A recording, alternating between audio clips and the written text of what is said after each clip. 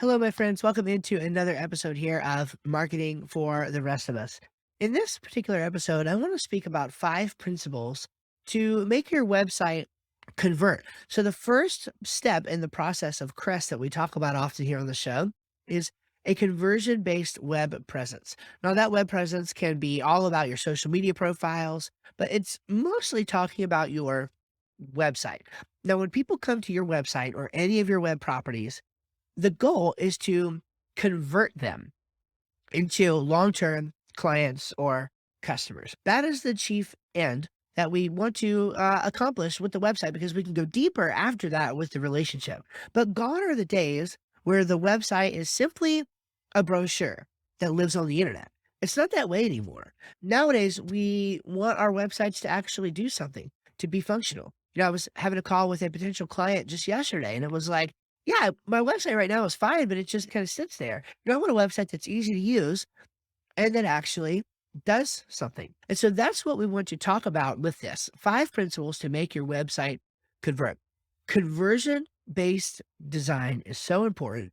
It is one of the most important things I think that you can learn if you're getting into web design, if you're getting into marketing. Learning how to make a website convert is a huge part of doing business in 2022. And of course, just in the modern era of business and marketing, it's tremendously important that you learn this. Some people might say, does that matter? Is a pretty design, is a good looking design? Does that still matter? Is it a factor? And of course, yes, it's totally a factor. You can actually do things with making the website pretty to increase conversions and use certain colors and things. Absolutely. But the prettiness of the website is nowhere near as important as a website that is designed to convert. Okay. Just being honest with you. If you're paying a lot of money for a pretty website that does nothing, it doesn't get you a business result, then you've wasted your money. Okay. That's, I don't know how else to put it. So it's very important that you pay attention to this episode. It's going to help you. If you're designing your own website, then make sure to take note of this. If you are somebody who designs for other people, be sure to take note of this because this is for you as well. Let me give you these 5 principles and then we will move on. Now, I do want to say from the very beginning a couple things. So I actually have a download that I put together for you that you're really going to love, I think. It is a video walking you through the process, an example on a website of me employing these 5 principles in different places and using them to make a website convert. So this is how you can know that you're doing it right. I'm going to give you the practical examples in that video. You can get that if you just go to northmacservices.com/the number 5 and the word principles. Okay. The number 5 and the word principles. So northmacservices.com/5 principles. You can go ahead and download this video walkthrough of me actually employing these 5 principles on a real website. And I think you will find this useful and helpful. Another thing I'll say is that many of these principles are something that you can learn from reading the work of Donald Miller. Okay, I'm heavily relying on his work and others in what I'm telling you here. And so his book, Marketing Made Simple, his book Story Brand. These are fantastic books that you should absolutely get if you're into marketing, and they will help talk through some of these things as well. So I want to give credit where credit is due. Donald Miller, fantastic guy, fantastic marketer. And so I think you can learn a lot from checking the book out or his books out. Okay. Number 1, principle number 1 is a Z pattern, a Z pattern. Humans read websites in a Z pattern.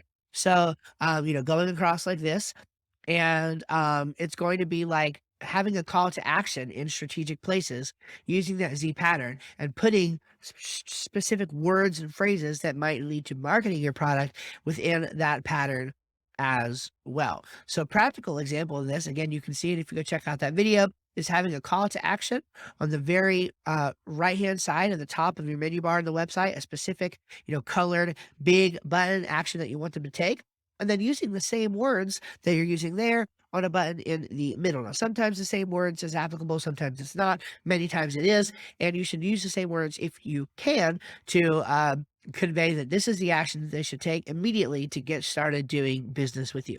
And you can actually design an entire website, an entire landing page even, using this Z pattern where you're reading left to right and the human eye is just hitting the website in a natural way as it moves down the page. This is a great way to structure information on your website, and I totally think you should employ it.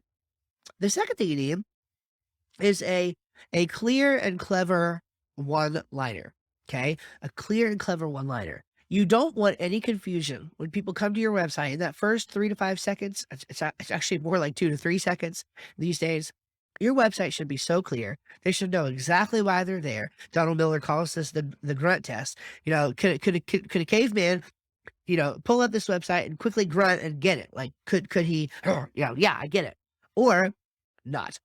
Or does he have to read? If the caveman has to read for 5 to 10 seconds before he really understands that he's in the right place, then the visitor is just going to leave the website. That is the bottom line of how this works. So I would say max 3 seconds for somebody to be able to understand what they can do and the first action they can take to get started. The third principle is the right words, okay? Making sure that you have the right words on your website. Now, this is actually a principle that I am disagreeing on Donald Miller a little bit with in his way of figuring this out. So his principle that correlates to this would be fewer words, okay? Or less words, however you put it. And I disagree with that. I don't think you should have fewer words. I don't think you should have more words, but I do think you should have the right words. There are some websites that convert very well, that have very little design and are basically nothing but words. Are the words styled? Sometimes. Other times it is literally walls of text. And I've actually seen those do pretty well depending on the target market, right? You have to have message market match. That is true no matter what you're doing. But having the right words for your sales message and as it applies to your market is what is key. So if that means fewer words on your website and more visuals, great. If that means more words on your website and less visuals, great. Just make sure that the right words are there to communicate to your audience. Okay, the fourth thing rather, excuse me, is abundant CTAs, okay?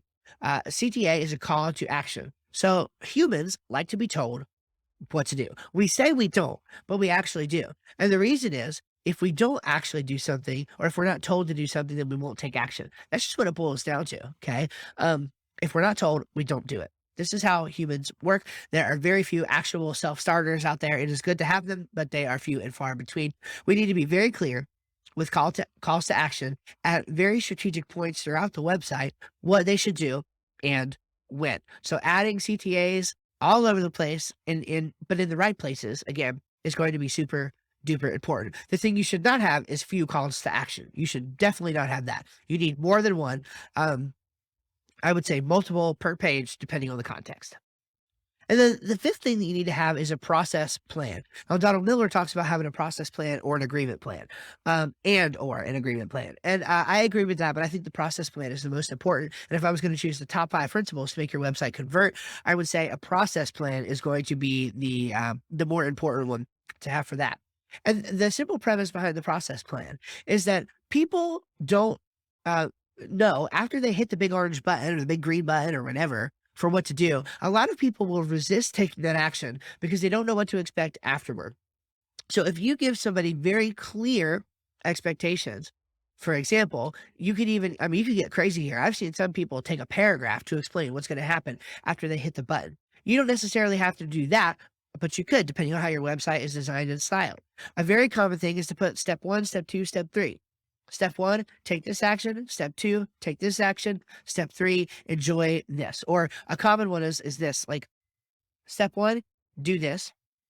Step 2, will do this. Step 3 is usually a benefit to them. Enjoy, fewer headaches or whatever. Step 1, place your order.